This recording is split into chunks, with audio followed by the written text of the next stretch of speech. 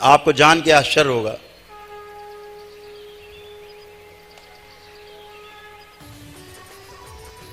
कि तमाम रोग और समस्याएं जो आपको रहती हैं वो आपकी होती नहीं हैं, लेकिन आपका शरीर भोगता रहता है।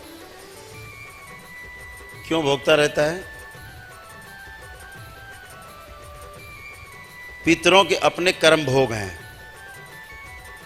और अपने कर्म भोग को भोगने के लिए एक मनुष्य शरीर का होना, हाड़ मांस का शरीर होना बहुत आवश्यक है।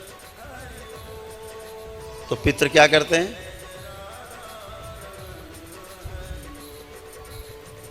अपने जो भोग हैं वो आपके शरीर पर काटा काटा करते हैं,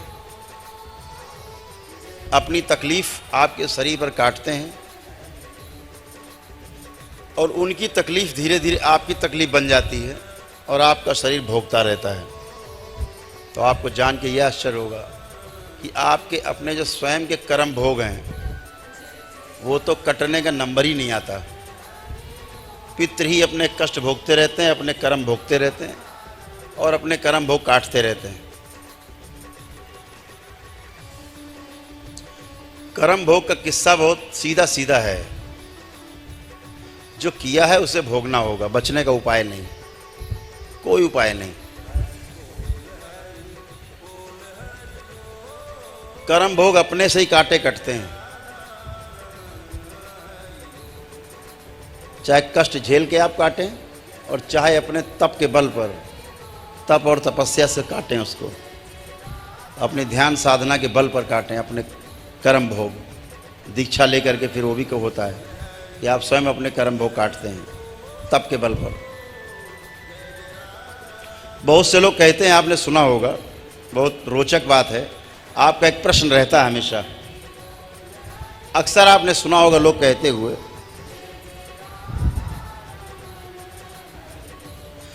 कि हम तो बहुत पूजा पाठ करते हैं, लेकिन जितना पूजा पाठ करते हैं उतना ज़्यादा कष्ट में रहते हैं। ये सुना होगा अक्सर आपने,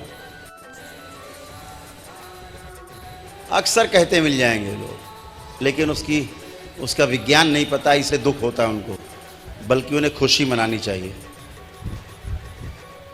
जब कोई ज्योतिषी आपको बता देता है कि अभी आपका 2 साल ऐसा पीड़ा में रहेगा, गड़बड़ रहेगा आपको, तो वो 2 साल आप बड़े आराम से काट लेते हो, क्योंकि आपको एक आशा रहती है कि 2 वर्ष के बाद हमारा अच्छा समय ज़रूर आएगा। इस उम्मीद में जो 2 साल का समय है आपको उतनी पीड़ा नहीं देता। अगर आपको ये ना पता हो कि 2 साल बाद अच्छा समय आएगा, तो ये 2 साल का जो समय है ना पीड़ा का, ऐसा लगेगा 100 साल बीत के मर गए, बचेंगे नहीं है, तमाम तरह की बात आएंगी। तो जब जानबूझकर आपको पता रहता है कि ये हमें कष्ट आएंगे, तो भोगने में कष्ट नहीं होता। तो क्या होता है, क्या विज्ञान है? ज़्यादा पूजा पाठ करने वाले का कष्ट बढ़ने का जो विज्ञान है, बहुत बड़े पुजारी हैं, बोले बहुत पुजारी हैं बड़े, तो क्या हुआ, तो कष्ट बहुत आ गए। तो कर्म भोग काटने का उनको उपाय नहीं पता, तो कैसे आ गए? ईश्वर कृपा से आ गए वो कष्ट, कि इसी जन्म में आपके सारे कर्म भोग कट जाएं। इसलिए उठा उठा के जो आपके गंभीर समस्याएं हैं वो आपके सामने पूजा पाठ के जरिए आती रहती हैं, कि आप इनको इसी जन्म में भोग करके और अपने तपोबल से आगे जा करके और तमाम साधना करके, जप तप करके और 84 लाख योनियों के बंधन से मुक्त हो जाएं। नहीं तो अगर कर्म भोग बचे रह गए तो अगले जन्म में फिर भोगने आना पड़ेगा।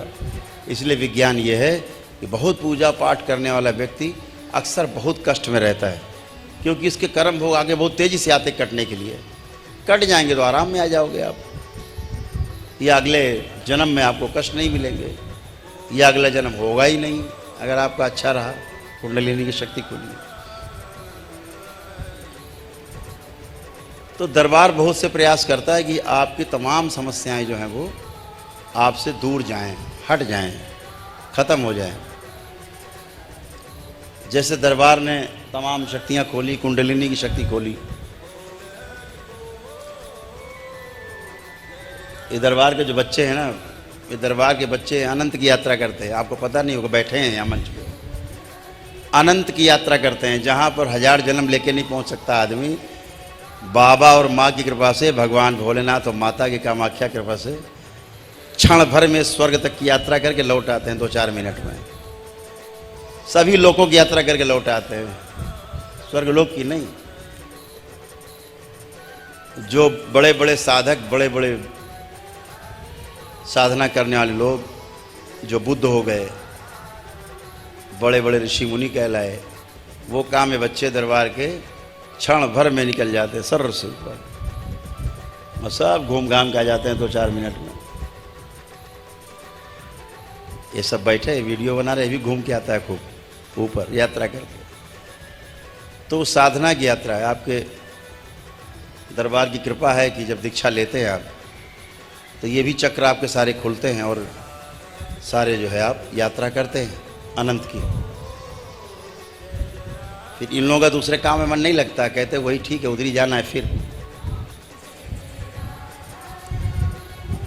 तो आप अपने तप के बल पर अपने जो कर्म भोग हैं उन्हें आप काट लेते हैं, है? कह रहे जाते फंस भी जाते, वहाँ ऊपर फंस भी जाते, जब बिना अनुमति जाते हैं तो फंस भी जाते। अनंत की यात्रा है, बहुत अद्भुत। तो कर्म भोग कटते हैं अपने ही द्वारा। दरबार तमाम तरह से उपाय करके, कितना कितना बताया जाए आपको। ये विषय झाड़ फूक का नहीं है, ये विषय जो है ये विज्ञान है पूरा, एक कंप्लीट सूक्ष्म जगत का विज्ञान है। इस मर्त्यलोक का जो सूक्ष्म जगत है उसका विज्ञान है। तो पितृ मुक्ति पाते हैं तो आपको भी तमाम समस्याओं से राहत मिलती है। उनके रोग जाते हैं, वो जाते हैं, उनके रोग जाते हैं साथ में। पितृ क्या करते हैं, आपके सूक्ष्म शरीर से अंग बदल लेते हैं। मान लो लीवर उनका गड़बड़ है, उन्होंने क्या किया, उनको कष्ट है, उन्होंने क्या किया, अपना सड़ा गला लीवर आप में और आपका अच्छा वाला लीवर अपने में फिट कर लिया। ये सूक्ष्म शरीर में होती घटना, आपको इसका पता भी नहीं चलता, बस आपको कष्ट रहने लगता है। बहुत से जब पितृ मुक्त हो जाते हैं, देखते हैं बहुत से लोगों के, जो लोग दरबार से जुड़े, हजारों लोगों के अंग बदले रहते हैं। तो दरबार फिर उनके अंग बदलता है, नए अंग लगाते हैं, पुराने हटाते हैं, सड़े गले हटाते हैं। आवश्यकता पड़ती तो आपका सूक्ष्म शरीर बदल दिया जाता है, ताकि आप पीड़ा से रहित हो जाए, पीड़ा से ख़त्म हो जाए पीड़ा आपकी। आप देखते हैं ना, सर्जरी होती खड़े खड़े, ये 1 मिनट में कि डॉक्टर कह रहा घुटने बदलवाओ तो 5 लाख लगेंगे, 7 लाख, लेकिन चल फिर भी नहीं पाएंगे, चीर फाड़ डालेंगे, असली घुटना निकाल के लोहा लंगड़ा लगा देंगे। दरबार क्या करता है, 1 मिनट के अंदर आपकी सर्जरी करके घुटने न आए तो क्या होता, तुरंत आप उठक बैठक करना, चलना फिरना, धनाधन सब फर्स्ट क्लास हो गया, अच्छे हो जाते हो। आते हैं कि रीढ़ की हड्डी की सर्जरी होनी है, डॉक्टर कह रहा है, रिपोर्ट लिए है, सर्जरी होगी।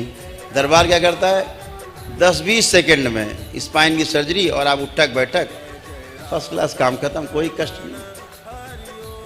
ऐसा कैसे होता है, क्योंकि आपके जो गड़बड़ अंग हैं वो बदल दिए जाते हैं सूक्ष्म रूप से, उसका प्रभाव तुरंत आपके स्थूल में आता है। तो बताने लगेंगे तो विज्ञान है, किताब लिख जाएगी, पोथी लिख रहे हैं, पोथी तो पोथी पढ़िएगा बाद में, तो आपको तमाम विज्ञान का इसका पता रहेगा।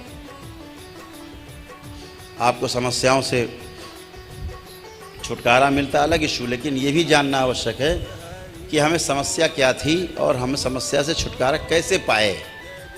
ये विज्ञान जानना आज का जो युवा वर्ग है बहुत जानना चाहता है कि ऐसा कैसे होता है।